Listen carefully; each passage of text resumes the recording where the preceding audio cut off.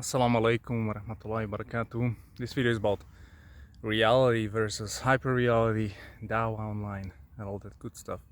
So, I recently came upon this concept called like hyperreality, and essentially, what it means is that you live in a bubble online typically, and you have a perceived view of another group of people, which is totally not based on reality, but online or in that specific group it looks like a reality, and for that group this hyper reality, which is not real, actually is real in their head, but in reality, in the dunya, it doesn't exist. As an example, you go online, you go on X or Twitter, and you see all these Islamophobic posts, and like Muslims are taking over, and it's like, what? That's not even reality, that's not even happening. But on Twitter it looks like that's what's happening. And the same is true on the opposite side.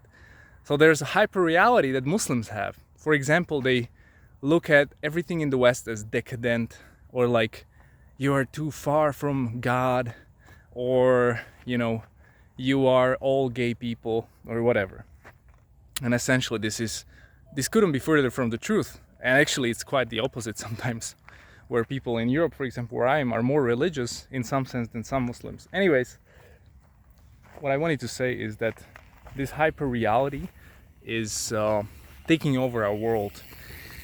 But that doesn't mean that reality is not important. And so we've made a conscious decision in our in our community. We are called Sakaliba, we have a masjid, and we're kind of expanding. We're doing a lot of things right now, working with a lot of partners, and reality is much more important. So the sense of community, and tell me if I'm wrong, but in Islam, for example, if you compare Dawah, for example, with reality, I think reality, real community, real sense of engagement and prayer together, and having good relationships and ties of kinship and community, and the sense of building something in Islam is 1000% more important than any dawah that I've done in the past or whatever. Like where I'm standing right here, I gave dawah to one Russian guy here, and he accepted Islam right here, and he's already a murtad. He's already an ex-Muslim, subhanallah. Probably, I don't know, but he kind of disappeared. So what I'm saying is, online dawah seems to be like, this is the point, this is what we have to do. But reality is far from it. Reality is, you have to integrate people, you have to make friends, and dawah takes years.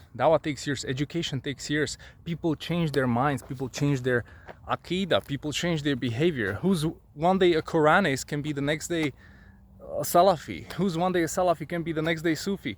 People don't stay in the same lane as when they accepted Islam. You understand? And people develop, and they can only develop in a community. What is the goal of Islam? Establish deen in myself. Yes, we're all doing that. Can you establish deen in yourself when you're locked in your room watching YouTube debates? Like, what? Is this Islam? Is this the height of your Islam? Being in the room watching YouTube debates and commenting like, yeah, bro, these Christians are horrible. Is this like, I don't even care about these Christians or ex-Muslims. Like, forget it. Develop communities. You should, once you establish deen in yourself, you're practicing, right?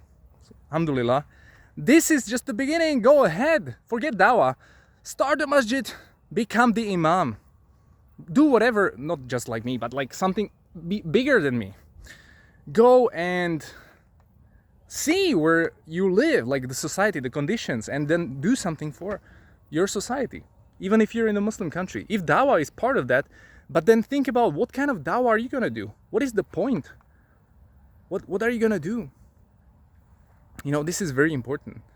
Yeah, dawah is important as well, but like here, what's more important is that, we build infrastructure. We have cemetery, we have a masjid, we have the imam now. We have a imam from the Indonesian embassy as well.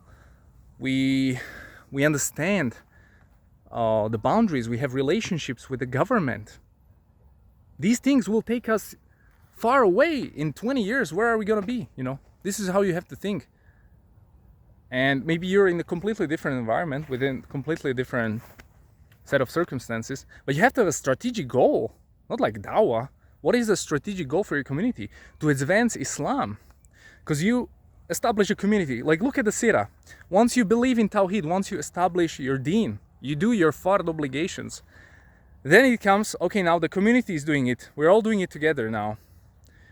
Establishing a masjid is part of that. Establish a community center is part of that. Educating people in fiqh and all these things is part of that. What is the next step? You go. There's no stop.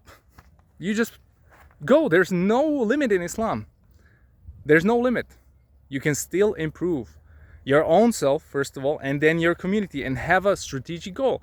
Like, okay, we want to do this. We want to be established as an official NGO. If you're not recognized by a state, we want to be recognized by a state. We want to build a real masjid. We want to have a cemetery.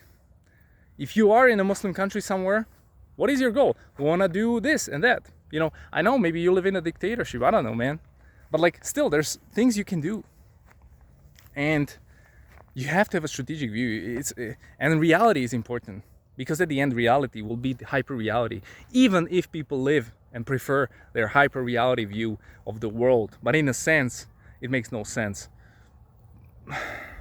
A person who blames Muslims for everything in their life, or blames them for like taking over the West, is just as confused as the Muslim who blames the West for everything in his life. It's the same nonsense. It's not like that. So you have to get over that hyper-reality stuff. And I'm the online YouTube guy. Like what? Like I started like that. I considered at some point that my mission to be on YouTube and to do some Dawah or debates or whatever I wanted to do. But now what I'm doing here in my community is far more fulfilling. Why? I have children. We're building communities. We have to stay together. There's a sense of purpose. Even though we're like super, like small group, there are always new things to do. And it just, the sense of fulfillment you get from this is much better than just like, I posted a video and it got like 100,000 views. How I became a Muslim. Like, who cares? Like, who cares?